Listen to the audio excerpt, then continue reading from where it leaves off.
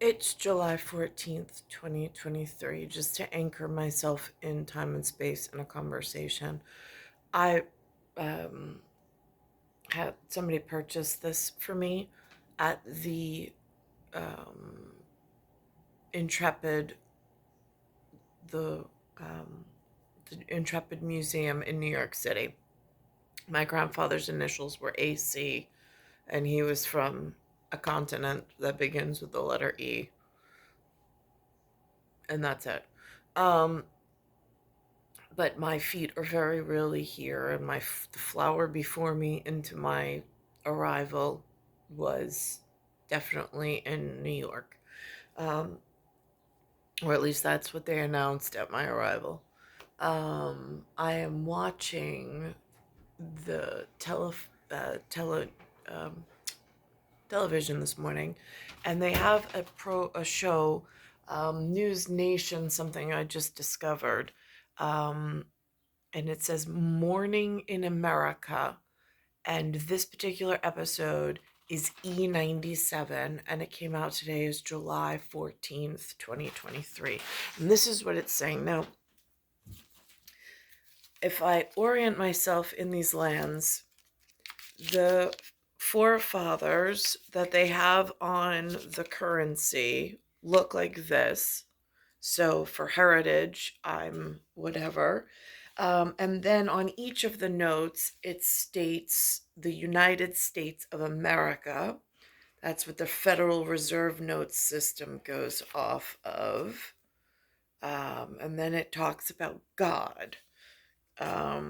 When I went to the planetarium up by where the Glenview Guild Mansion was in New York, or at least that's what they call it now for whatever reason. Um, there's a planetarium, and inside that planetarium, there was mention of Zeus, mention of Poseidon, and mention of this woman and child. Also, while I was in the Gilded House, I saw visually things that my grandfather had built for me while he was here in New York, just so River Poe doesn't knows that like I finally connected with a piece of the cultural museum and heritage here. It's cryptic, but I know what my pieces look like in handcrafted dollhouses. Um, and so there's that. So now this morning, I'm listening to this piece of TV, and they talk about something I've never heard of, nobody's ever brought up, called DEI. And there's something in NDAA.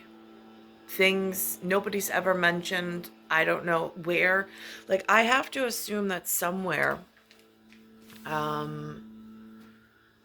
there is a place where they let the family congregate and speak openly, air their grievances or air their concerns with someone in charge. That doesn't exist here. I don't know why.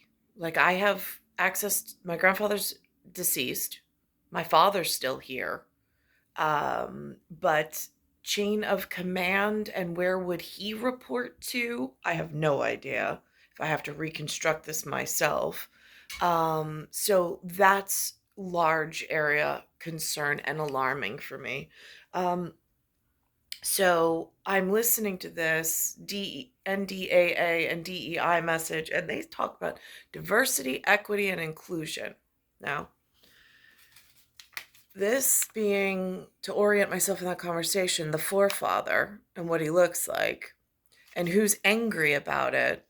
Um, and then how that conversation, so I'm like, now in that diversity, equity, and inclusion, they put specific initiatives in. I see who Biden, through the Democratic Party, put in some defense position. Then there's some CQ Brown that took over for Dave's seat in Blue Regalia in the Air Force portion. And I'm just like, neither one of them look River Poe, just so EU and Zeus is on the same page with Poseidon for shipping lanes. And I'm like, and I'm stuck here in New York with very little communication to go off of. Some cryptic text that takes me, I mean, I have to go through it with a fine tooth comb and then try to come up with the headlines to read on the specific date only because it jumps out at me. And I'm like, is that diversity, equity, and inclusion? Is that crypt for divide and conquer? Which is why the man in this, I mean, because he has a voice to air grievances, but my voice has been silenced completely, except for this little video chat that I do with myself. I mean, and not knowing, I put it out there to God, and I'm just hoping that Zeus and Poseidon at the River Po, with the correct agenda items, is getting to wherever it needs to be. Since when I went to go visit Alonso, they sent two young lads that, again, did not look Alonsani. They didn't look Alpini either. They looked like some other agenda item in many, many alien species have I been forced to witness on this planet. And I don't know where their district, their zone, their home, their original home is from. Like, is there some kind of rehoming going on, rezoning? Because some of the kind people at the Defense Department or CBP keep were mentioning human trafficking. That doesn't sound like rehoming. That sounds like invasion. So in divide and conquer. Passing amendments that could sink overall bipartisan support for the National Defense Authorization Act. This has been a point of contention with many lawmakers. They include amendments limiting diversity initiatives within the military, gender affirming care for soldiers. Now, diversity initiatives, is that code for like protected only certain people in order to advance or give them some kind of like edge up on the, like, because I've been hurt pretty much every step of my like time here, and I don't know who purposely hurt me and who's giving special treatment to the ancestors of what is not part of the founding forefathers and part of the family. So, like, I need family representative, but I'm not even able to get to family representative, it would appear, because of some kind of diversity, equity, and inclusion something that somebody wrote. These are my assumptions. This is what I believe at the moment. I have no way of, like, other than just throwing it out there. I mean, like, but it's how I've been treated, the actions they've taken against me in my real ability to try to just live peacefully and raise children peacefully. And a rollback of the Pentagon's abortion policy. Democratic leadership now vowing to vote no on the bill, accusing Republicans of sabotage. And yet, just an hour ago, on this very floor, one of the members on the other side of this body said his amendment, quote, had nothing to do whether colored people or black people can serve, unquote. Mr. Speaker, these comments show exactly why we need diversity, equity, and inclusion initiatives.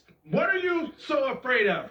Why do you keep bringing these divisive issues to the body of this floor? Mr. Speaker, the childish antics that we just observed indicate that we've got a lot of work to do, both in this House and the military, not to have radical racial ideology governing our discourse and governing the policy choices that we make in these bills. The policy choice that my amendment seeks to make ensures that we do not have the cancer of DEI harming our military. Now, DEI, diversity, equity, and inclusion is that code for divide and conquer with some kind of paper trail? again, I'm just making sure I'm hearing this correctly based on how my experience has been here inside of the United States of America and the treatment of my person.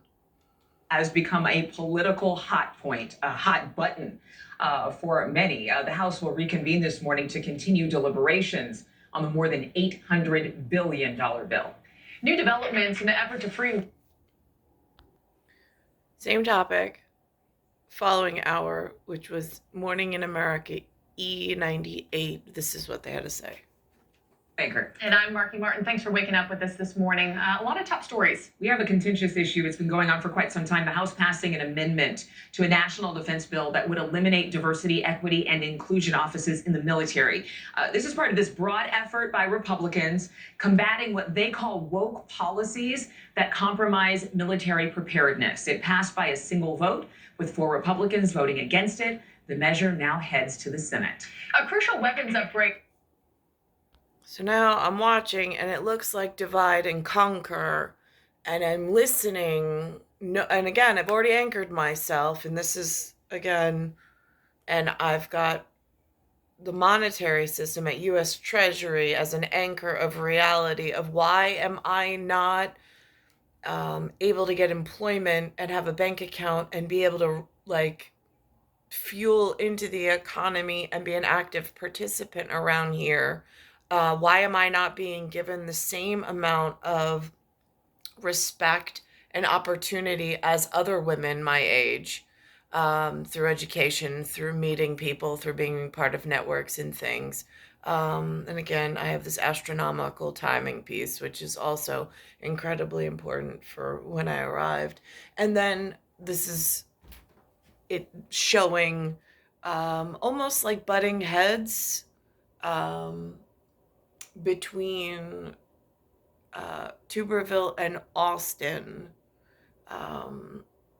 and who Biden put in charge of the Defense Department. And then I'm going to go to who's sitting in the Air Force seat. And I'm like, these are familial chairs. These are incredibly important chairs, and they're being filled by non-familial members.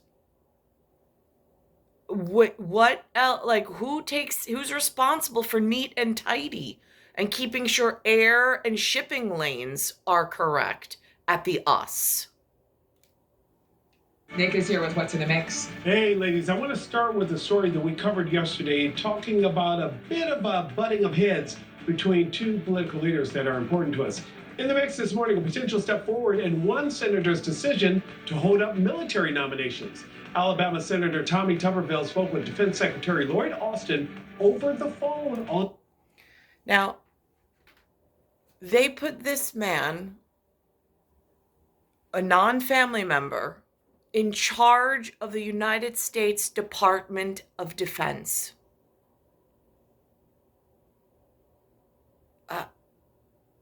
Where does one raise their hand as a daughter that's been harmed in the field while this has been creeping up and has been happening? And it seems like they keep employing more and more, but yet I have not gotten offers of employment in any of the sections of the US or the US. Why is that? Is that a question you ask NATO? Is that a question you ask of your father's straddle from where he arrived from? If the current, how does this even get handled? I still have children here. This is of growing concern. On Thursday, now Senator Tuberville has blocked more than 250 military nominations since March over the Pentagon's abortion policy. Now, sources familiar with the call say the secretary explained the impact of the senator's blockage on the military. Both men agreed to speak again next week. Now, people in Los Angeles County neighborhood lost. Now, CBS Morning, E140, 139 from yesterday. So Lloyd Austin was this Secretary of Defense under the Biden administration, which is the Democratic Party. And now I'm looking to see what is at the Joint Chief in Air Force that used to be chaired by some man by the name of Dave, but now is occupied by some CQ Brown. And where promotions into the top ranks of the U.S. military have been blocked for months now by one Republican senator in particular. That's Alabama's Tommy Tuberville, who objects to a Pentagon policy maintaining abortion access for service members. The Secretary of Defense, in response, says that the senator's move creates a, quote, clear risk to military readiness. David Martin has more. They volunteered to wear the uniform of this country. They volunteered to risk their lives for this country. Why do they deserve to be punished? Senator Tim Kaine of Virginia became the latest Democrat to castigate Republican Senator Tommy Tuberville for the hold he has placed on senior military promotions. What would it take for you to lift your hold on all these nominations? All they need to do is change it back to where it was. Tuberville is demanding Defense Secretary Lloyd Austin rescind this memo authorizing paid leave and transportation costs for service members to travel to states where abortion is legal. So far, Tuberville has blocked more than 250 promotions, some of them to major commands around the world, as well as heads of the armed services. Aren't you dragging the military into politics? I want to keep politics out of the military. It is ruining our military. General C.Q. Brown, President. Now, this is the person who has an Air Force position. What I don't understand is I don't even know how, born into New York, the humans have not revealed to me as an American how, if one would like to fly, or if one would like to sail, or if one would like, I mean, my grandfather said no pistole, which there have been none, but there's been in the us for which I'm born here, there's been no revealing of how do you join this most respectable profession or career of wearing blue regalia and flying. How do you get to a pathway of wearing green in a different service and being in charge of perhaps the land, or however they've sectioned it out in the us? There's been no offer of even explanation or attempt to recruit, and then they throw it out there that it's like volunteer. Is that part of this divide and conquer where they completely disengage from the next generation of kids and then claim somewhere in some department that they didn't want to participate? Because that's false. I wanted to participate, just where and when and how, it's like radio static silence. Biden's nominee to become the next chairman of the Joint Chiefs warned of the consequences this hold could have. It has an impact, not just for the senior officer, but all their staff and all those below them. We will lose talent because of those challenges. But Tuberville says he won't back down. By the end of the year, 650 officers could be held back from promotion.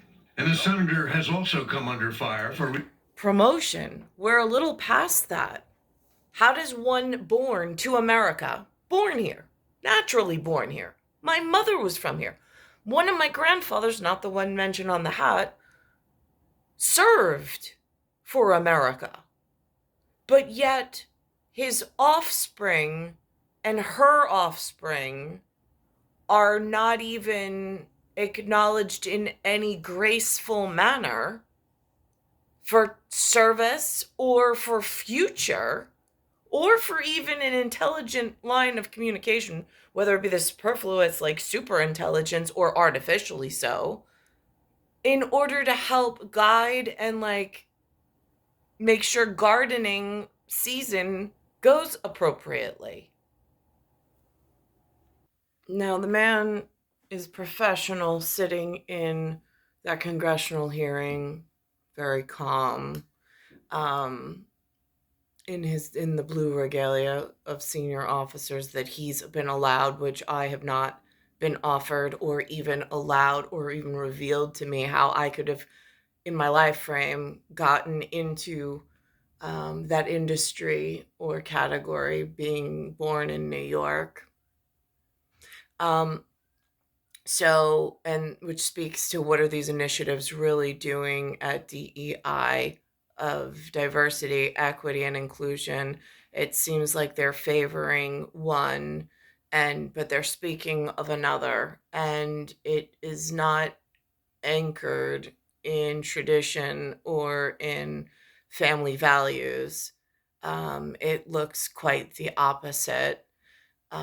So I'm gonna re-anchor myself into current events, what it sounds like when they get into the debates, for which I have not been given the opportunity to stand up and to have a voice.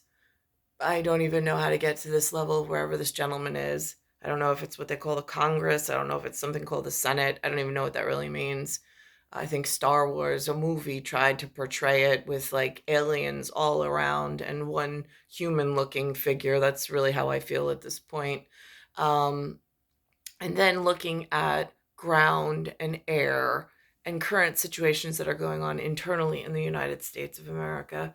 One being human trafficking, and listening to what one of the locals are saying in an area that I'm not familiar with.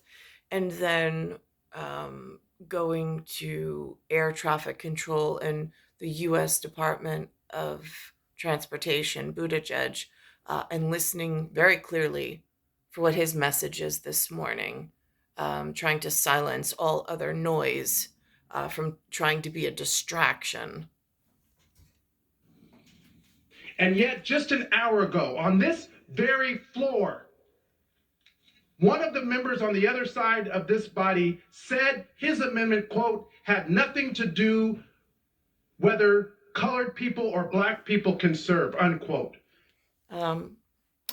Just so this man knows, because, like, again, if this is what's getting floor time, because this just dilates time, and they've wasted 40 years of mine. My mother's been here 70, completely wasted the time, without opportunity or ability to even get a voice to fix things. So while he's going on about this, which clearly they have initiatives in place already, what's going on is, let's look at the picture. Let's look at the board. So instead of using that podium time in order to talk about drug trafficking, human trafficking, and the infiltration of like all of these migrants or asylum seekers, I mean, they look like vagrants and refugees as far as I'm concerned. He's wasting podium time. And then that, I mean, again, is that what lobbying does? Just gets everybody stuck at some bureaucratic level? Great. Where are the aristocrats? Perhaps they would be better suited to, like, answer some questions or to meet with, perhaps. Local law enforcement. Allie Bradley is live this morning in southern Arizona with more on this. What's the news here, Allie? I mean, clearly they've been overwhelmed for years, but is there something else happening that we need to pay attention to? So, Adrian, realistically, we haven't actually heard Border Patrol straight up tell law enforcement, hey, you're on your own. I mean, we haven't really had that situation happening where the sheriff calls me and says, Border Patrol isn't going to help us today. That is exactly what is happening down here in Cochise County, as they are seeing an unprecedented number of human smuggling cases in this area. So officials here... Cochise County, and she's talking about human smuggling. Here are feeling those effects. CBP telling me earlier this week, Border Patrol agents were too busy to assist Cochise County Sheriff's deputies with any migrant-related incidents, and they just would not be able to respond. And it's because the twice daily move to transport asylum seekers, and it's taking several agents off of the line for hours, multiple times a day. New numbers from the sheriff's office showing state and local law enforcement bookings in the county are on pace to meet or exceed last year's record of 180 pursuits. If they shut down and denied or banned NGOs completely, would all of this get fixed for once? I mean, just again, curiosity at the moment. So this is what's going on at land level and what they're griping about. And then I'm going to go to U.S. Transportation Secretary Buttigieg. So here's crimes and taxpayer money in some metric that Sheriff Mark Daniel says should be spent elsewhere. So the more smuggling that occurs down here, the more is going to come out of the taxpayer pocket, is what it sounds like. It is. I mean, this money could be used to help veterans, could be used to help children, elderly, and just communities when it comes to their quality of life. But right now we're using it for incarceration. What that means is the fact we don't have a secure border. That's truly what it means is the cartels are exploiting this border at the backs of the message that it is secure. It's a false narrative is what it is. Okay, so what we... Is that part of this divide and conquer and then waste everybody's time, taxpayer dollars, and just do whatever the hell they feel like anyway? Where's the parental responsibility? Where are the parents in this? You hear some of that canceled culture and canceled whatever else the new kids are talking about. After cancellation, the last year for air travel has been plagued with issues. I know that you have felt it too, from critical FAA system failures to airlines overscheduling flights, now to a shortage of air traffic control staff. Nick sat down with Transportation Secretary Pete Buttigieg as his agency and the Federal Aviation Administration warn of more travel woes to come.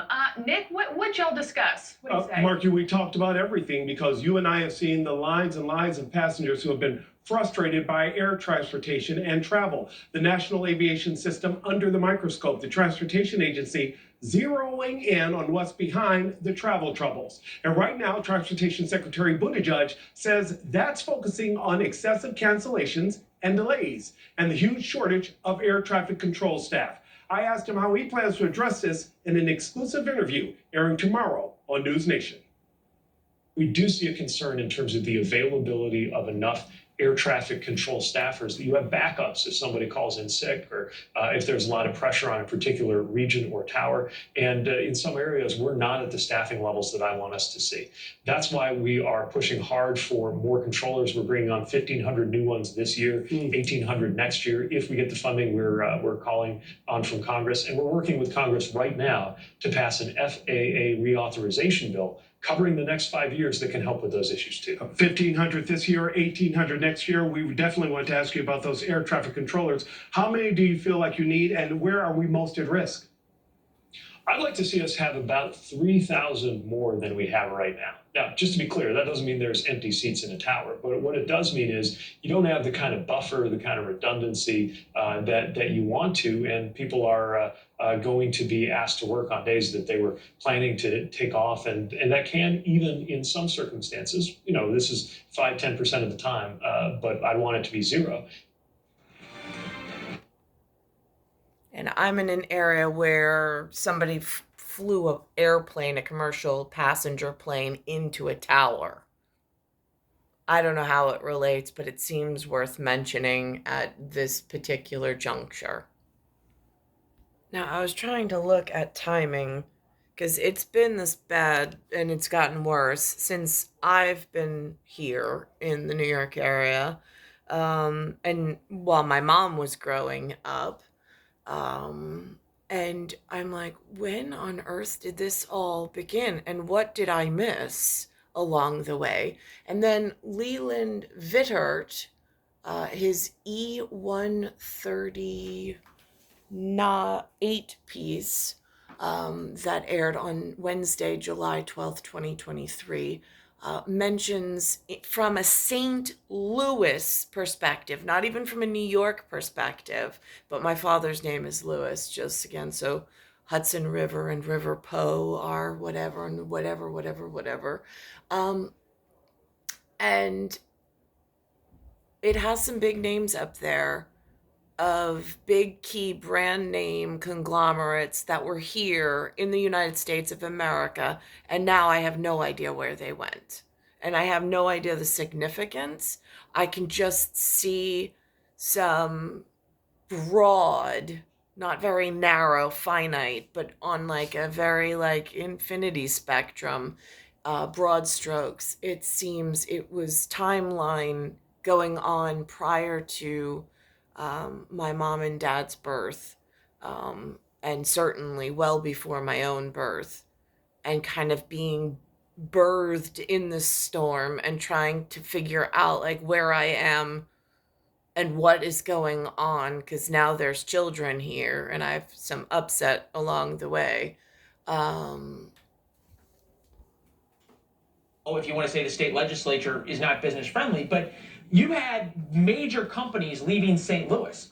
But how is it that we're not thinking that those problems perhaps started with the city of St. Louis rather than ending with the city of St. Louis? But what I would point to is the problem we keep talking about in St. Louis City is gun violence. And gun violence gets made worse by the laws that have been passed in the last 10 years and the refusal to even make it so that right now police can't even stop a 12-year-old from walking down the street carrying a gun.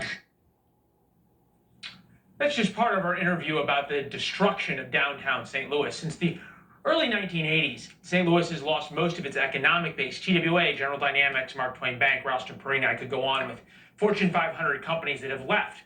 You might remember that conversation you just saw was about a St. Louis Post-Dispatch editorial board piece that blamed Republicans for all the problems in St. Louis.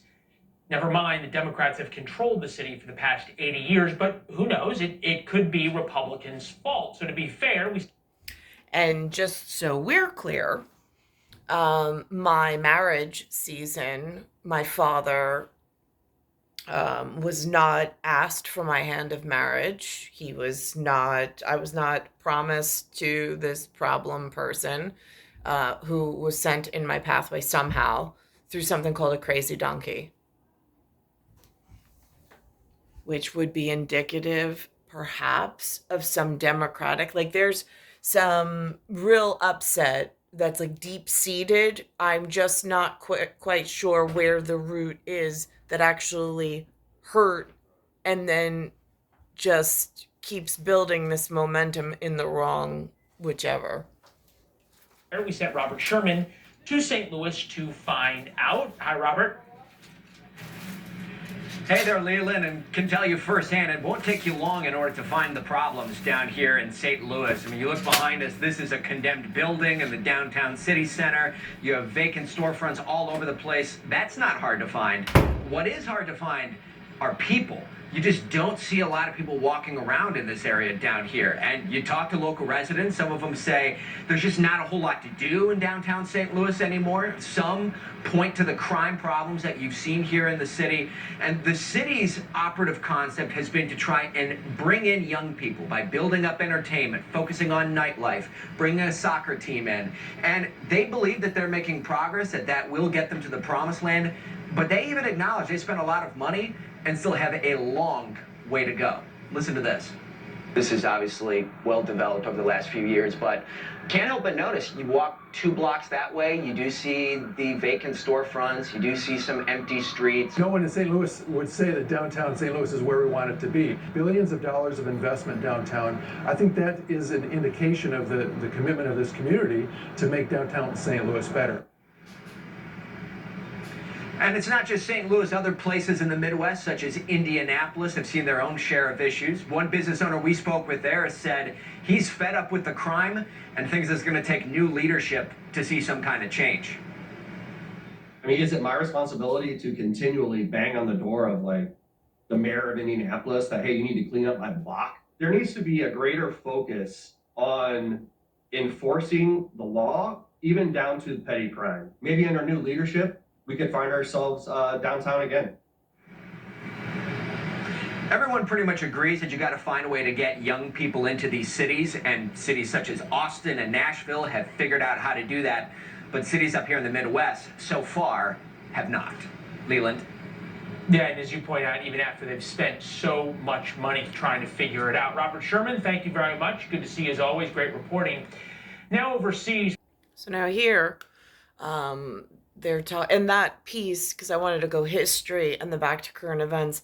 History said that that was going on around 1949, 1948, 1949 is what the numbers that they had used. They didn't use it on that particular program. I saw it, I think maybe with Cuomo. I can't remember where I saw it, but it was one of the other pieces.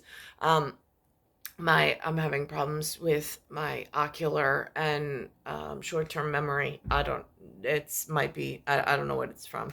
And so I'm watching this, and now there's a piece that's up talking. First of all, it says the word family. It says the word Iowa. My family came from Gunder. They were farmers in Gunder, Iowa. It seems important.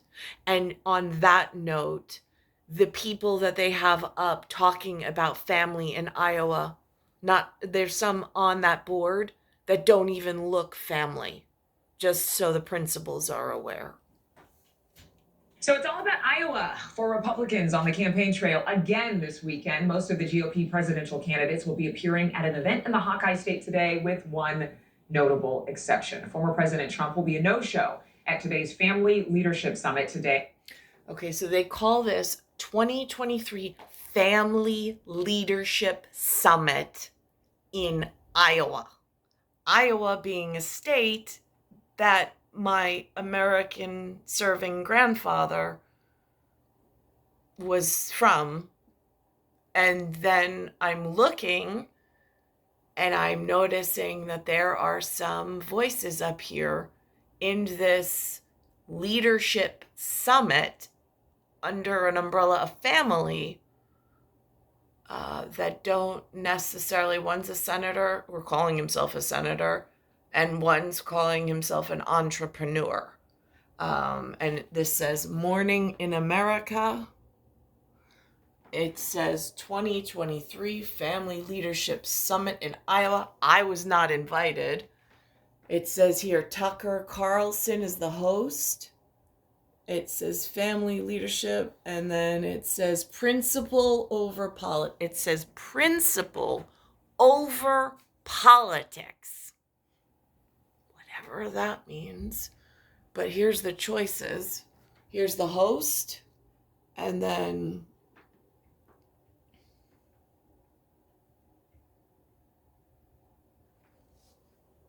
today, despite an invite, all the other major GOP candidates will be there and be interviewed by none other than Tucker Carlson. Let's bring in Niall Stanage, White House columnist for The Hill. Niall, the former president really doesn't need to attend this event, perhaps maybe because he's looking at it as he does the Republican debate with such a wide lead. But does he have any other reasons he's not showing up? He does have a couple of other reasons, although the reason you identified, I would argue, is the most important one. That's the big picture reason, that he doesn't really want to provide an opportunity for his rivals to appear to be on an equal footing when they're trailing him by so much. There are some personal elements to this as well, though. The leader of that family leader organization is a well-known Christian conservative in Iowa, Bob Vander Plaats. There's no love lost between him and the former president, Mr. Vander Plaats having endorsed Ted Cruz back in 2016 and been critical of the former president at other times. It's interesting because there are a lot of people, especially those who aren't Republicans, who would find that former President Trump is completely absent of any moral compass.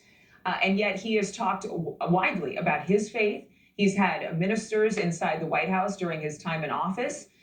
You look at somebody like Ron DeSantis, we really didn't know much about, but later found out just recently that he is Catholic. But he seems to talk about his faith more tentatively than the former president. Nikki Haley also. And again, they go on and on. Okay, so now it goes from that with this Iowa family. There's some principle, whatever. And then same News Nation, there's a piece on congressional UFO probe.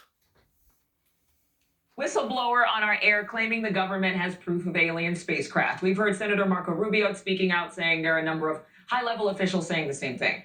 Now lawmakers are basically telling the government to put up or shut up, and tell the public what it knows about UFOs. It would be part of the annual defense policy bill. Both sides of the aisle actually appear to agree here. So our Tom Dempsey is live in Washington with the latest. Hey, Tom. Hey, good morning, Marky. Yeah, this morning, Senate Majority Leader Chuck Schumer says he wants to get answers when it comes to unidentified aerial phenomena and possible alien life. He's called for the creation of a commission that could declassify information about UFOs, and it will likely get support from both Republicans and Democrats. This commission would be modeled after the commission that actually was able to get information released about the JFK assassination.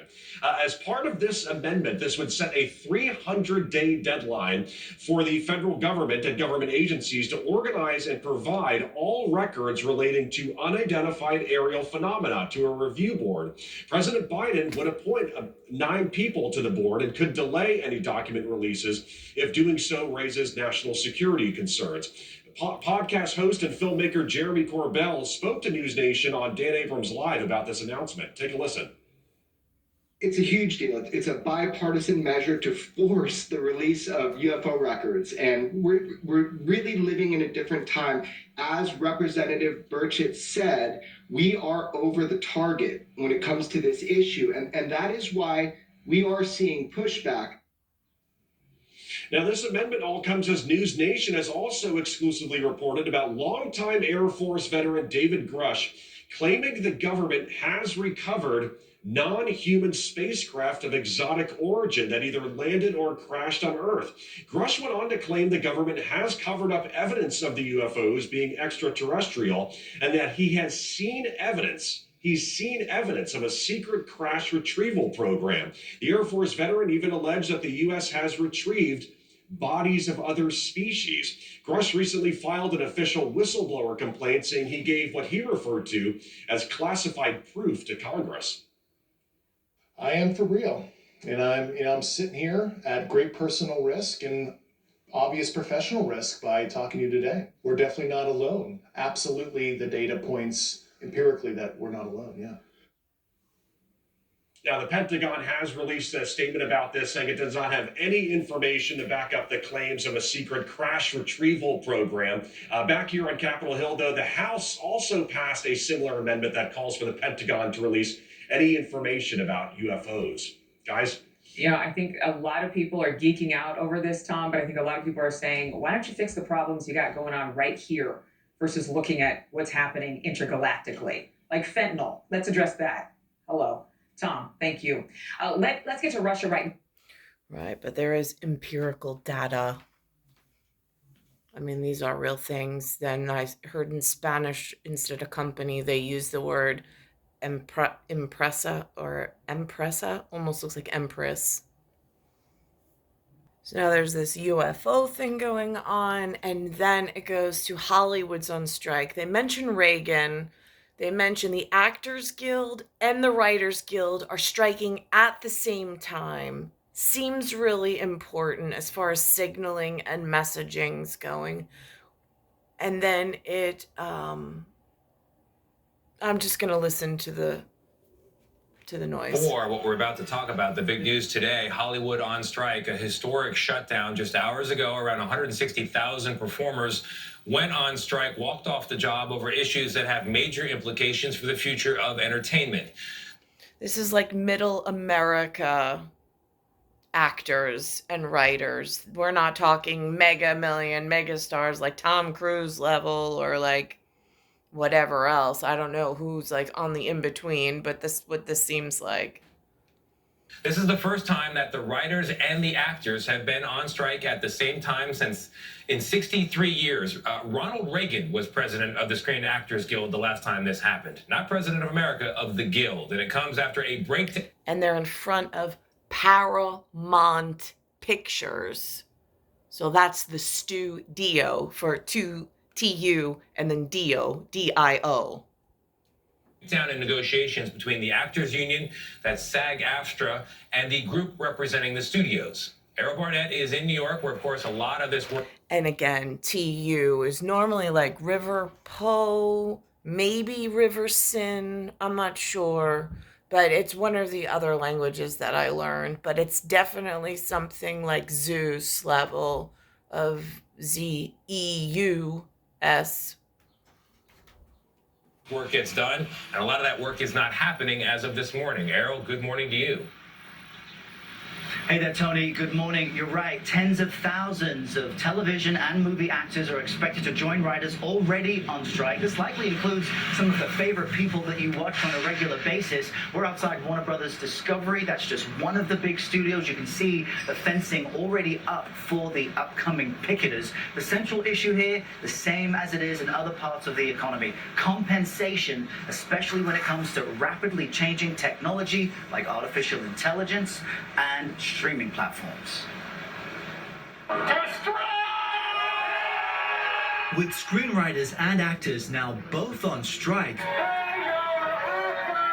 Hollywood is at a standstill. We are the victims here. SAG-AFTRA President Fran Drescher says studios are ignoring enormous shifts in the industry and in the economy. You cannot change the business model as much as it has changed and not expect the contract to change too. What are we doing? Moving around furniture on the Titanic? It's crazy. The union's main sticking points include limiting how artificial intelligence can be used, along with increased pay and residuals from streaming services, where SAG-AFTRA claims its members are missing out on millions. We ought to protect the people who are kind of on the margins. But the studios say streaming has affected their bottom line as well. In the first quarter of 2023, Disney streaming services, which include Disney Plus, Hulu, and ESPN Plus, lost the company more than $1 billion. There's a level of expectation that they have that is just not realistic. And they are adding to a set of challenges that this business is already facing. The Alliance of Motion Picture and Television Producers, which bargains for Hollywood companies, says in a statement that the strike, quote, will lead to financial hardship for countless thousands of people who depend on the industry. They plead poverty, that they're losing money left and right when giving hundreds of millions of dollars to their CEOs. It is disgusting. And one other note about why this fight over compensation is so crucial for so many. In these unions, you have to earn a certain baseline of income, Gail, to qualify for healthcare coverage. That's true under the SAG-AFTRA benefits, and for many middle-class actors, this is about their livelihoods. Yes, this affects so many people, and so many actors are living paycheck to paycheck. Thank you very much, Errol. And on that topic, again, she's sitting below Times Squared. I'm the one with the special timing and the special child. And then over here, he's reporting, and it has New York City. Since when did the business model and the actors, when did the studio start looking like that? Where did the model agency break and did not inform the residents that live here full time? When did all this transiency and like vagrancy and migrancy become a problem? And why was nobody notified? Why was I not notified? Why was I not giving a choice or a place to go where I didn't have to sit here and experience all of this? My personal human rights and freedoms have been taken away. And I'm in a place where the currency means I'm supposed to have special privileges and special opportunity, but yet that has not been afforded me. So there is something seriously wrong in New York, and I'm just trying to get to the bottom of it at this point because I have no other options available to me. It's star 1978, star 8378, Nicole, Cattaruzza. It's Earth, Solar System, Milky Way, Universe, Galaxy is broken.